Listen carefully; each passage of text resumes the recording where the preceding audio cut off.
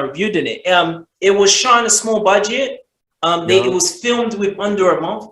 Oh. Yeah, it recouped so much, and a lot of the movie, a lot of like actors, it was their first time. You know, Chris Tucker, what's his name? Charles Clark Duncan. You know, he just this small cameo. You know, I think Tiny Lister Debo. It was like not his first, but it was like one of his earlier films. You know, before it came a big name. So it was like a breakout film for a lot of the, you know, the actors in it. Yeah, Neil Long was.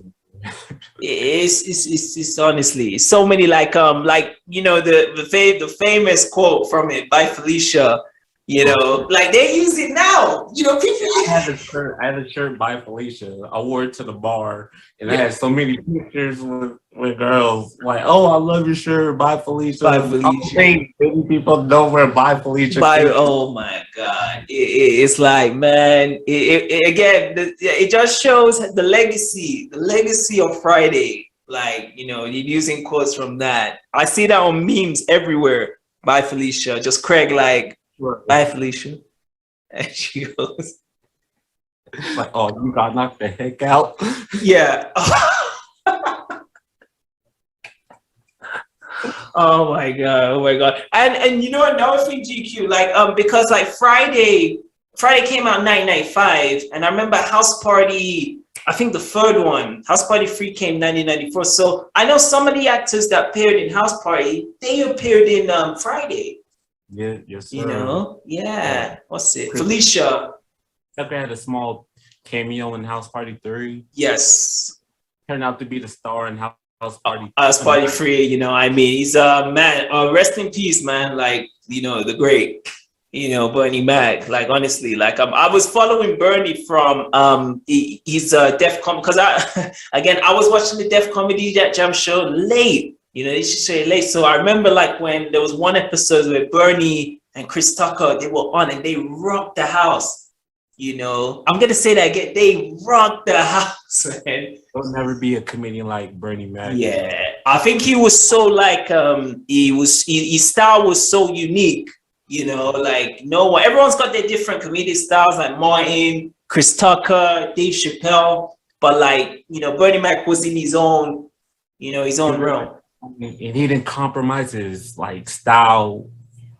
With nobody. Exactly. Nah, Bernie Mac was just the one who just went too soon, you know. And I was gonna ask, seeing as I mentioned it, and it definitely is tied in. Like, what did you think of like the Def Comedy Jam? Were you able to see like the episodes?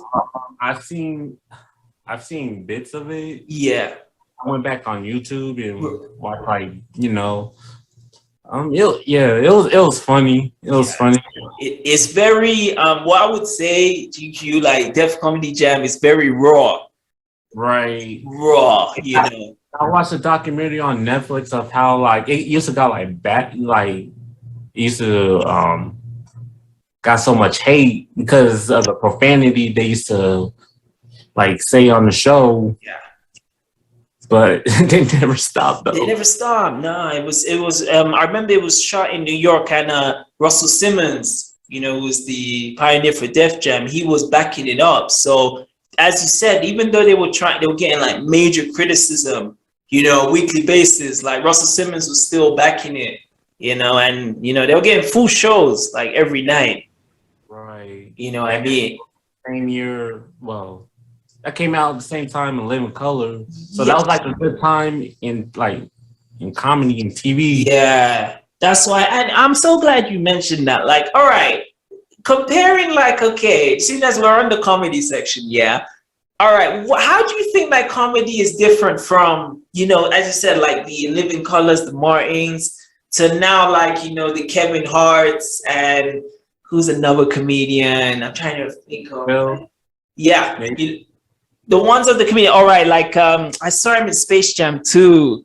Forgot his name. Oh man. The one who was the commentator in the second Space Jam. I forgot. He's in Get Out. His name is. Oh, I know you're talking about. Lil Rel? Was it Lil Rel? Lil Rel. Lil Rel. Yeah. What do you think is like the difference now between the comedians then and like comedy. There was fearless in the 90s. I felt that. They were fearless. Yeah. Like you, it's like everyone wants to be like PC, like in like today's. Today's society, yes. Like, you know, whether that's a good thing or bad thing, but definitely the comedians now, it's like, yeah, they worried about like that cancel culture. Right. You know what I mean? Like who they're gonna offend. Where, as you said, like back then, you know, Martin, Dave Chappelle, you know, Chris, it was just like, man, anything that they need to do to get these audience, you know, like laughing their guts out, they would say it, you know. Right.